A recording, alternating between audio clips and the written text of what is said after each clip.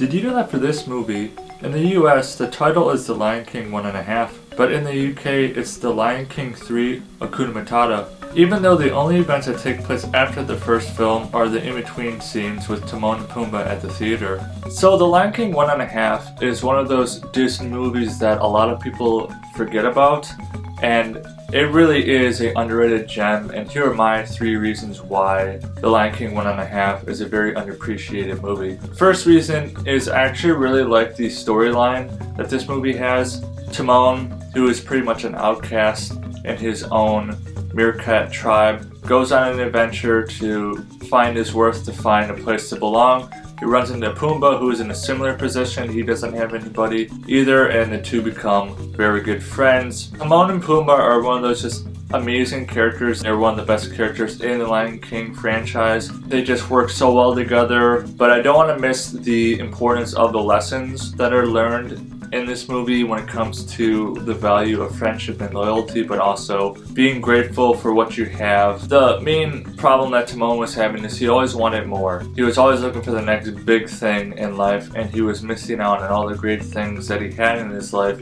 Most importantly, a friendship like Pumbaa, who went through crazy stuff with him through thick and thin. They did so many things together, yet he felt like he was still missing something from his life. And I just really liked the journey that the characters both went on. It's a pretty good character arc when we see just where they started from and to where they ended up, and then we go right into Lion King. So their characters are very well established in this movie. A second reason is I love the over-the-top comedy in this movie. It wouldn't surprise me that Disney let the actors who play Timon and Pumbaa just have free reign, just improvise a whole bunch of things, because a lot of it just was super funny, but also really liked all the references that were done in this movie. Some of the references in this movie are very old, so not everyone's going to pick up on them, but for the most part, I'd say if you're 20 years or older, you'll understand some of the references in the movie, but just the way that Timon and Pumbaa use those references to just further the story along and make this movie just such a funny movie was just so much fun to see, so much fun to enjoy.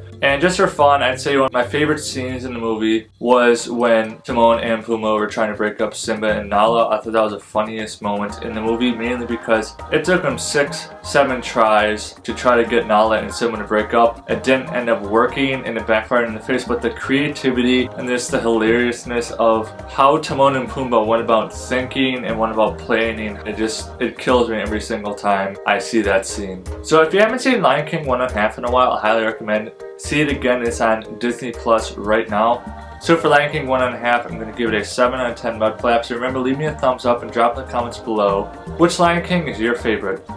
See you next time.